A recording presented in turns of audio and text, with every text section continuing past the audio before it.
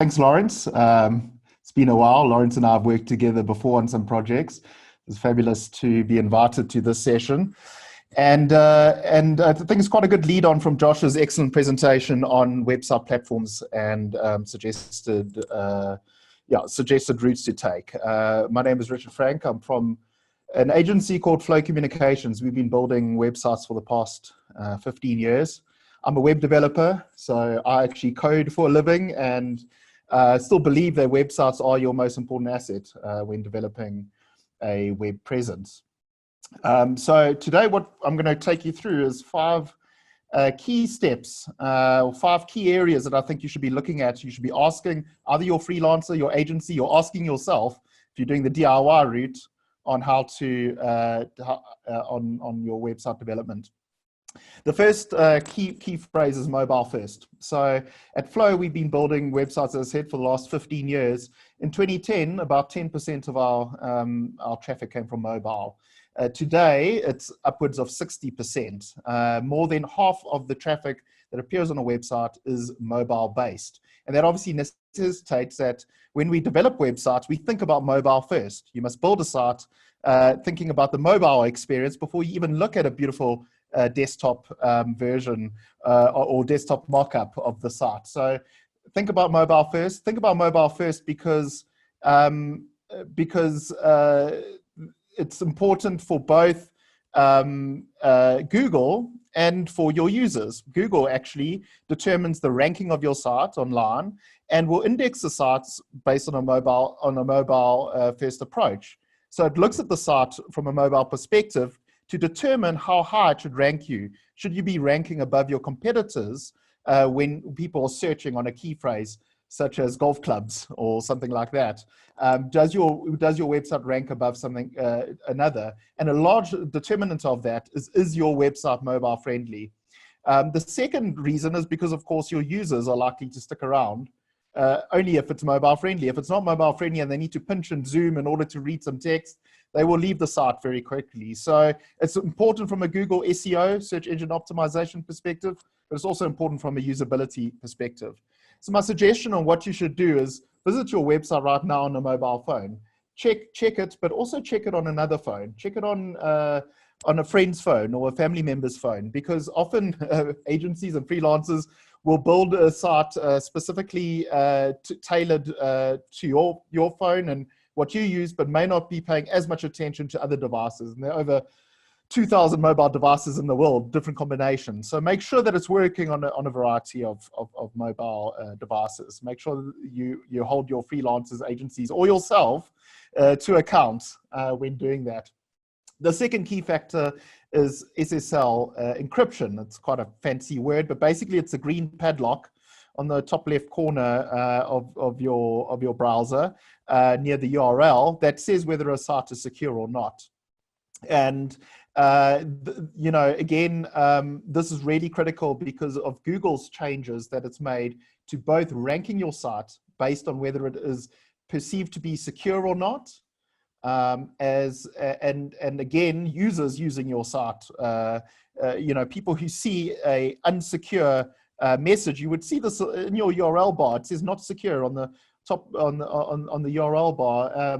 If your site is saying this and you don't have a certificate installed, it can be problematic. So look out for that. Google introduced this about a year and a half ago, to ensure that people start to use sites that are secure.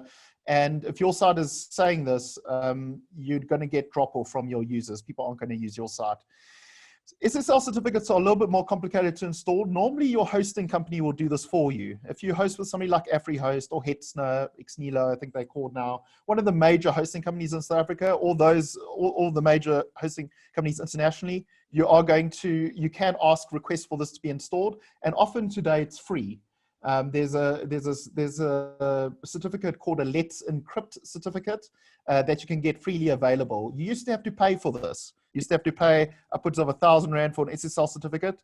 It can now be installed for free on any reputable hosting company. So look out for that. Make sure that your site is available on HTTPS. The green padlock is in the top left-hand corner of your browser window when visiting your site, and you can check that today. The third critical factor that you should be talking to your agency about, you should be requesting from your freelancer, is page speed. How quickly does your website load? This again is a ranking factor that Google uses.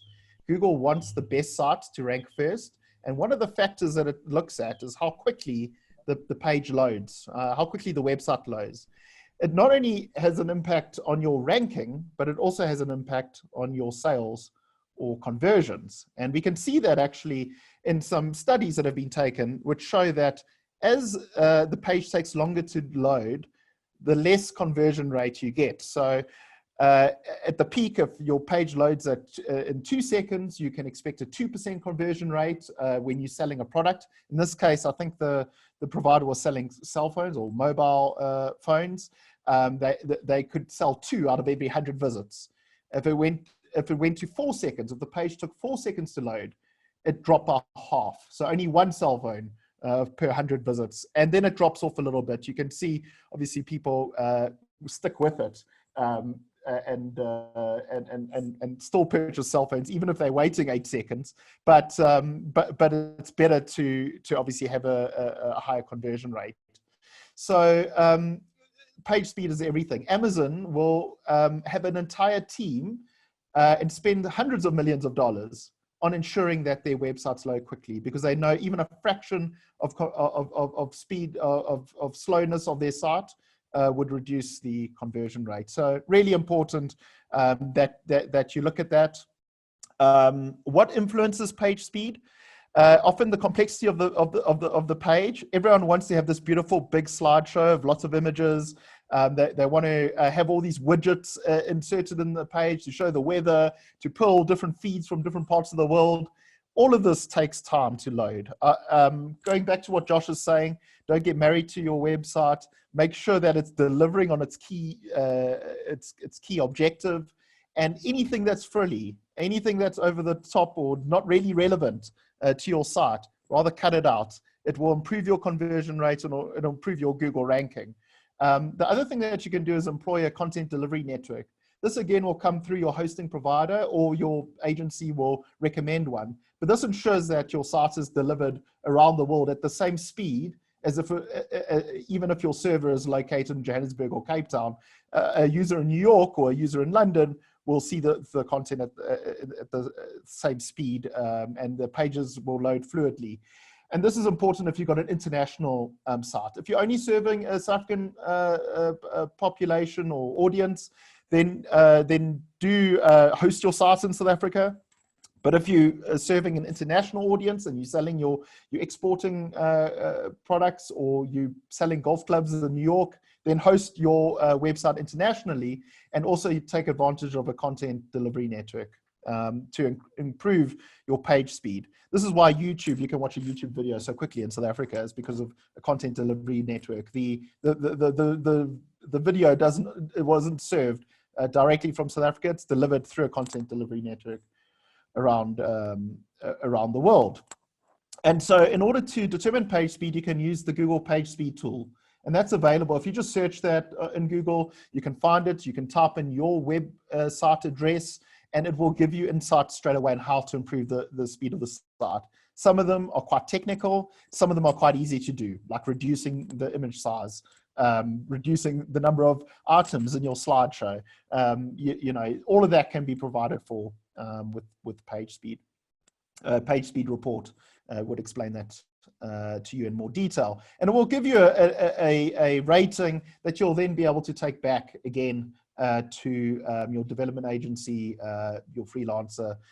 You can work on it yourself. The page speed doesn't have to be 100%. I wouldn't recommend that you know, there are diminishing returns to optimization. Again, get it to a reasonable level, but don't flog it. You know, don't flog a dead horse. You know, rather get it to a good average speed, then invest a lot more and get diminishing returns. The fourth aspect is data protection. And this is something that was first highlighted probably a couple of years ago with the GDPR regulations in Europe.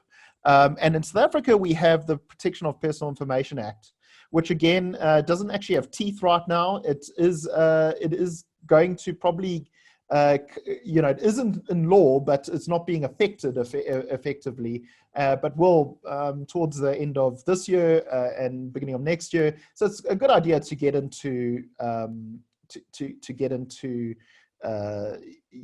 get into this and get it correct. So treating what is data protection? It's really about treating your customers how you want to be treated. If you've ever been harassed by a telesales marketer, if you've ever had to deal with a bunch of email spam, you know what it's like to be a consumer, and you have particular rights that you'd like to uphold. The same can be said if you're a business owner. Treat your customers how you would want to be treated. So when you collect customer information, tell them what you're going to use it for and only use it for that. So if you've got, for instance, a newsletter sign up and you ask for people's email addresses, you should only use that email address for the newsletter. You can, of course, incentivize them to do other things through the newsletter, but you shouldn't then start to use it for other purposes, other businesses that you may have. Only collect the customer information, and for the basis of what you're going to do. When a customer asks you to remove his or her information, have a process to practically do that as well. A lot of people will collect information, but POPI requires that you are able to delete the information if requested to do so. And then receiving marketing information must be opt-in or not opt-out. So I'll show you in a minute what that means. We used to do this a lot in web design. We used to pre-tick the box, right? When you're signing up, I accept the terms and conditions. That is now considered, anti-POPI, anti-GDPR. You should give the person that's called opt-out, because that person has to click the tick to opt-out. And good GDPR, good compliance is where you actively get the person to click the tick box. You say, I accept the marketing will come to me. I accept the terms and conditions. And that's what we need to be doing on our websites in order to be compliant. So how can you check data protection? You can check your newsletter subscribe forms to make sure that you're telling the user what you're collecting the information for. You check what data you're collecting in your booking forms and check where and how you store the data. Any data that you collect that's of personal nature, let's say ID numbers, is actually it's a liability in a sense that if you have a hacker break into your site and take the data, you might be exposed. So only collect information that you actually need. Don't collect information for the sake of it, thinking you may need it in the future for some reason. I can't stress that enough. The final, the final tip is around social sharing. And this is because social media is such a great way of sharing content that appears on your website. Producing great quality content is one thing, but getting it out to the world is another. And you can tell the social networks which promotional images and content to use when people share your content by inserting specific code into your website. The Wixes of the world, WordPresses, Shopify's, often these are plugins that you can just install or built into the platform. But if you're getting something custom coded, you do need to check this. And what this means is, you would have seen this before when you're sharing Facebook content. You would see a random image appear, like part of a logo or just a random image that's unrelated to the content appearing in the shared content on Facebook, etc. And that's because the image has not been set correctly. And so just with a little bit of metadata code, this can be done. And people like National Geographic do this very well. They also use Twitter cards. There's different pieces of metadata you can use to share content. I'm just checking that I am not running over time. I think I've got one minute left. So you can use this rich metadata in order to improve the shareability of your content. And if people can share your content beautifully, they're more likely to do it. You again get more exposure. Your Google rank improves, and your business will flourish as a result. So just to summarize, there are 5 things you should be talking to your web developer about. Does our website render well on mobile? Do we have an SSL certificate? Does our website load quickly? Are we compliant with the latest POPI requirements, GDPR requirements if you're international? And when people share our website on Facebook or on Twitter, Does it display the correct information in the share? And those are the 5 things that I would be looking at in 2020.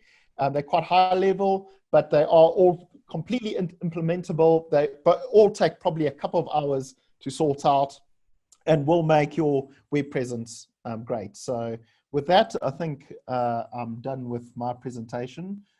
So thank you very much, and wish you all the best in the development of your sites.